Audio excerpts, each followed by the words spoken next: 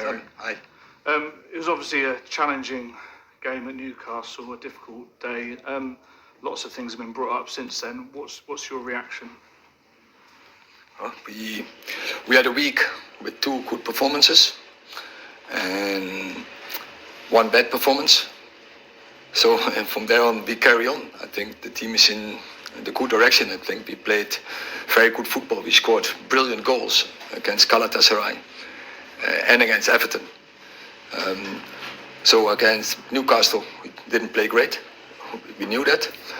We were not happy with that performance, but although we stayed in the game till the final moment, with a little bit luck even there, we had 2 good opportunities in the end, so we could have even steal a point.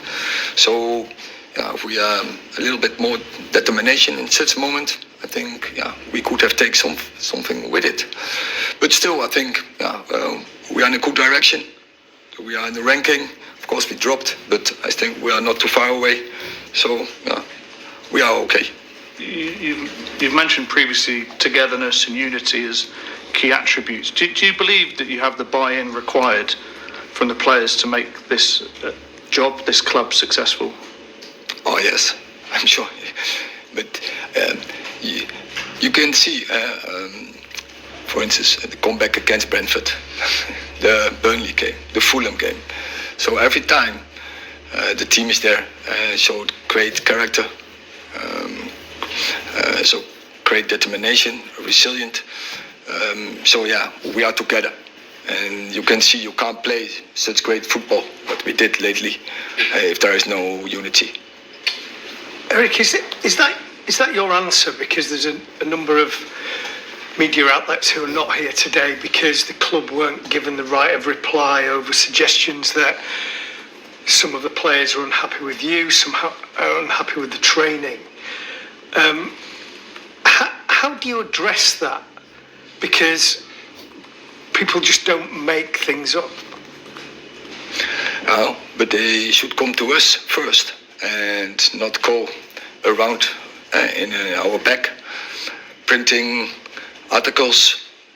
That's not the right thing. I think we have another relationship, and then they can, if they should give that to us beforehand, we have a normal and a professional discussion and debate about it. I mean, are you at all concerned that what is being reported, what people are being told, that there is truth behind that? Clearly there's an issue with Jadon Sancho, which we're all aware of and you've spoken about before, but are there issues with other players? I know what you mean about the games, but behind the scenes, are there issues? No. Of course, when there are always in every team players who are not or less playing, they are less happy, but not different as normal. And such tensive fields is you need that, and they have to they wait for the chance, and they can come. But no, there are no issues. Erik, it's quite personal, the things that have been suggested, your tactics, your discipline. How do you respond to that? As far as you're concerned, you won't change, or are you open to the suggestions of players to maybe change certain areas? I listen always to my players, and I give them always the opportunities to tell. And if the players have a different opinion, of course I will listen.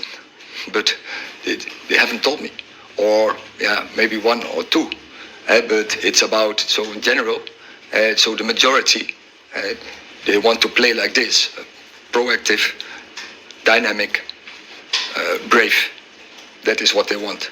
And you can see the players are behind it because of the performances against Everton, Galatasaray. And we are really improving. As you see that goal, do you think that you can make a goal like we did against Everton if the players didn't embrace it? What do you think? Is it things like that happened today give a sense of, I don't know, a disorder around the club? Is that fair? Is that fair representation of this club? So, but not in the dressing room. And I don't know what you. Of course, there are a lot of rumors about strategic review, but it's not that we get distracted from it. We are on the journey, on the route. We know we are still in transition, but we are in the wrong, or we are in the right direction. And you see it, like how we construct a team, how we develop the team, how the team is progressing, how young players coming in, and you see the potential, how they can contribute to very successful Manchester United for the future. Thank you. Erik, you talk about the performance against Galatasaray and not so much against Newcastle. The lack of effort, I think, has been criticised quite a lot by certain individuals. I'm sure that's something that you don't ask your players to do before they take to the field. Where was that lack of effort? Where did it come from? Because I think we could all see that certain individuals weren't tracking back, they weren't helping out their fullbacks in other positions. And surely that's something that you're not saying to your players. But so we are not robots. And if you play 3 games in 6 days, tough games, and by the end, fatigue can be an issue, can never be an excuse, but it's there. And against Galatasaray, against Everton, we played very good. Against Newcastle, we were not happy with our performance, and we are the first to say, and the players are the first that they are so self-critical that they admit this. So we know, and we have to do better than this. Last question in this section, Richard. Hi, Erik. Obviously, Marcus Rashford has received lots of negative attention after the Newcastle game. How is he feeling? How is he feeling? Everyone is disappointed if you have the result in Galatasaray and then the performance and the result in Newcastle. But if you go to Newcastle, we are not the only team who's losing there. I think they had a home record. They win all the games apart from Liverpool, where they were leading, and the opponent was downsized to 10, and then they get a turnaround. Apart from that, everyone is losing there, and but it doesn't say we want to win there. And